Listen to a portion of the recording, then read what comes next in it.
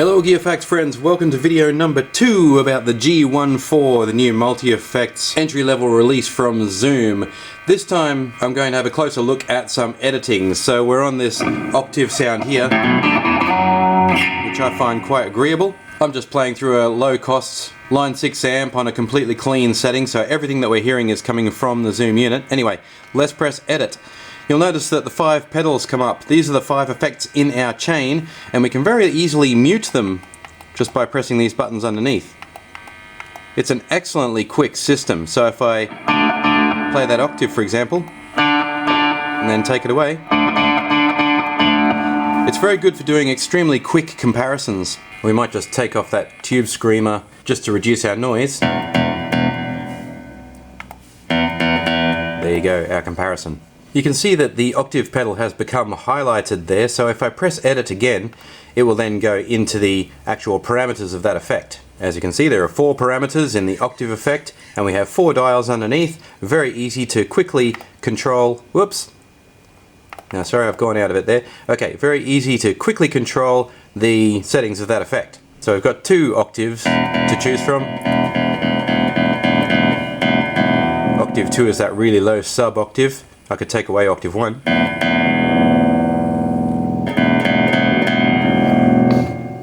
Anyway, the purpose of that little demonstration wasn't to show you the octave effect, it was to show you how easy the editing is. Let's move over to effect number 3, which is the MS800 amp simulation.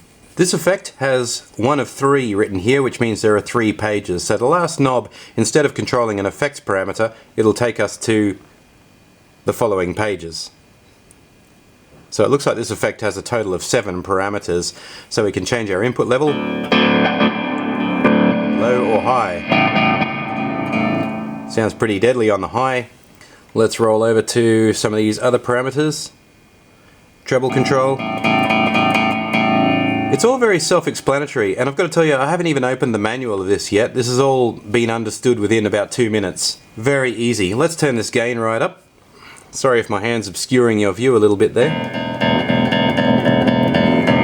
There we go, nice high gain. Should I take away that octave effect? Maybe I should. Let's press edit again to go back to our main screen where we can cut effects in and out.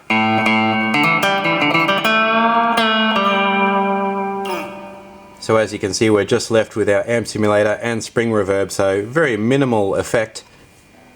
Let's move. You'll see that this pedal here can take us through each of the effects, and you highlight the one that you want. I forgot to mention that before. Anyway, I was going to go to spring reverb and perhaps change it to something different. So let's edit that one. Then a similar system comes up. We can press our right and left buttons just to cycle through the other effects that are available. There was a bypass there. We're into different kinds of compressor now. Zoom's classic slow attack. Always a really fun one. Zoom noise reduction, also very high quality noise reduction. I've always liked using that effect.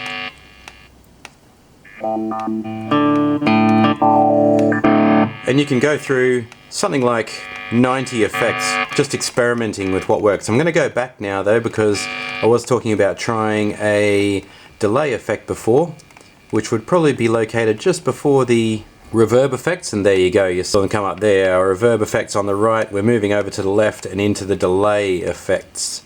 Modulated delay is good fun. Hear it changing as it fades out. What else have we got? Oh, reverse delay, great.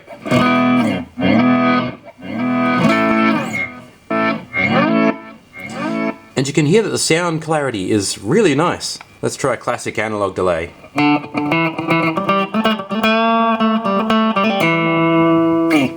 Nice and subtle. Okay, moving back now to our drive effect. You don't have to edit back to the main screen, you can just skip between your effects. See, there's our octave again, blacked out because I switched that one off before, but I'm going to add a little bit of gain using EP stomp here. Once again, I could press left and right pedals to try a few different ones if I want. Let's try acoustic simulator. No, something that doesn't put through much noise, because that's a constant problem in this particular apartment. Okay, distortion plus. Let's try that on a lower gain setting. And this one has a compression of its own. 3 levels, and that's great. Some of the effects, not just on the G1-4 but on many Zoom pedals, actually have 2 effects built into one. So you might think, oh, it's only a chain of 5 effects, that's not very good for a multi-effect. But if you're clever, you can get that up to 10 effects, because like I said, some effects that you can choose actually have 2 levels of processing within them. Anyway, we've lowered that gain, we've added some compression.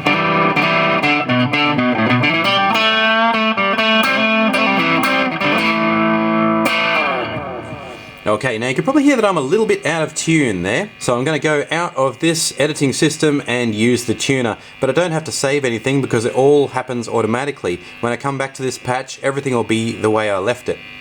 So let's press edit again to go back to our main active playing screen.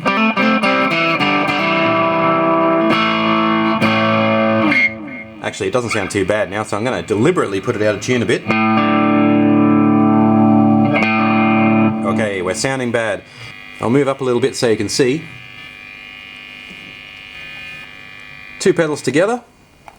Hold them down for maybe half a second, and we come into our tuning screen. The arrow means we're below a D. Bit high now. Let's say I went way too high. Now it's saying that we're just shy of D sharp. So I'll wait for both arrows to disappear.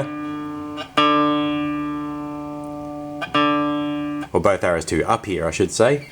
And then we're perfect.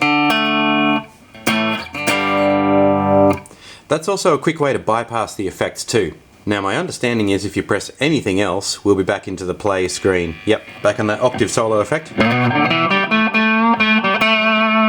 But I switched the octave off before, as you'll remember. I changed the distortion effect and I added some delay. It's all remained exactly the way I left it.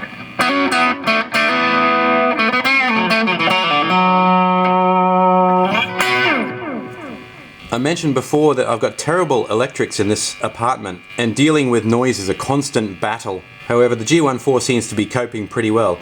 I am going to go back into editing though and add a noise reduction effect. So let's move over to a vacant spot. Close to the end is probably best for noise reduction. Now I'm going to switch that effect on, edit that effect, and this might take some scrolling, but I want to find that ZNR zoom noise reduction that we saw before. Might as well try some other effects on the way. You'll notice I've put another delay on there. There is no reason with this pedal why you can't have 5 delays all in a row. You can double up on effects as much as you want.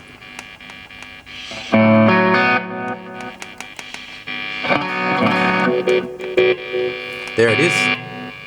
Noise reduction. Okay. Alright. Straight away it's bringing the noise under pretty tight control. Just trying to do this without obscuring your view. Excellent, we have silence. I'll tell you what, it's a long time since I've heard silence in this particular playing environment. You can probably hear there that the notes are a little bit stifled because the zoom noise reduction is working so hard on keeping that hum down. So the trick is to strike a balance between suppressing noise and letting your good signal through.